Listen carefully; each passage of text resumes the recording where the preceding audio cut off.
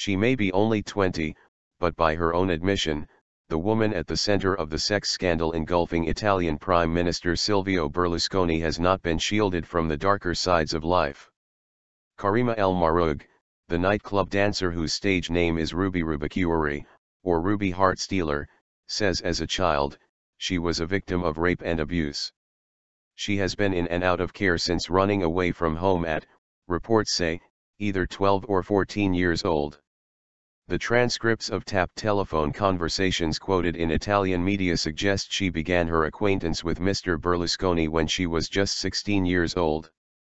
But Ms Mahroug has sought to draw a distinction between her treatment by men in general and her treatment by Mr Berlusconi. It is the first time in my life that a man has not tried to take me to bed.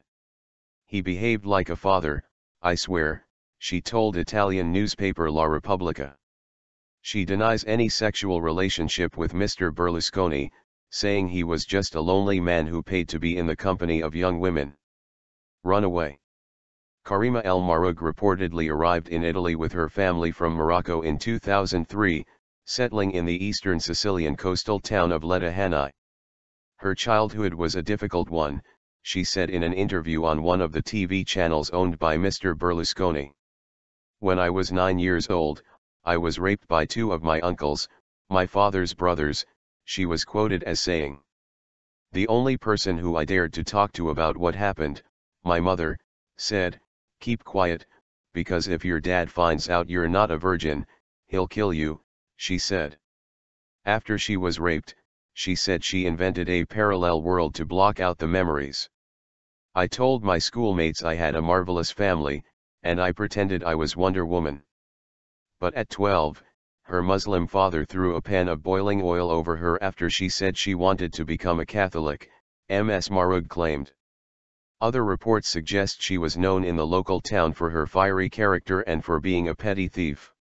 She ran away, stealing a woman's handbag before being found by police and sent to a series of care homes. Buying affection.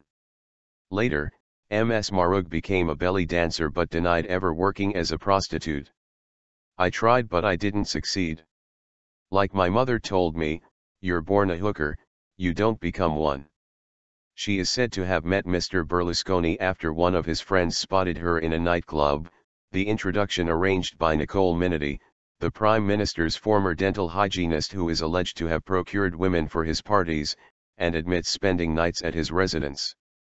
Their relationship came to light after Ms Mahroug was arrested by Milan police on a charge of theft but was released, controversially handed over to Ms Minotti rather than put into care, after a phone call from the Prime Minister's office.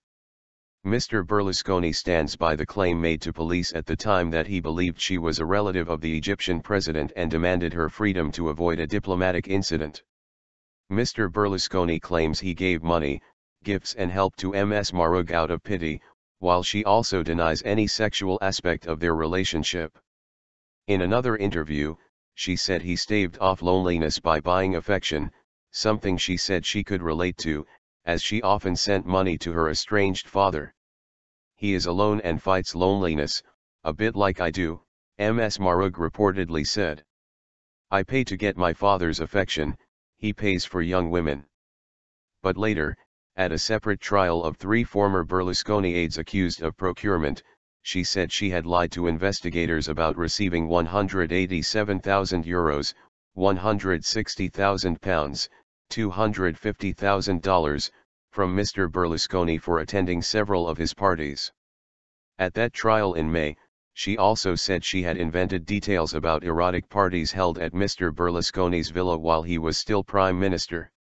Ms Mahroug initially turned her role in the scandal to her advantage, appearing in lucrative TV interviews, in an advert and by making special appearances in nightclubs around Italy.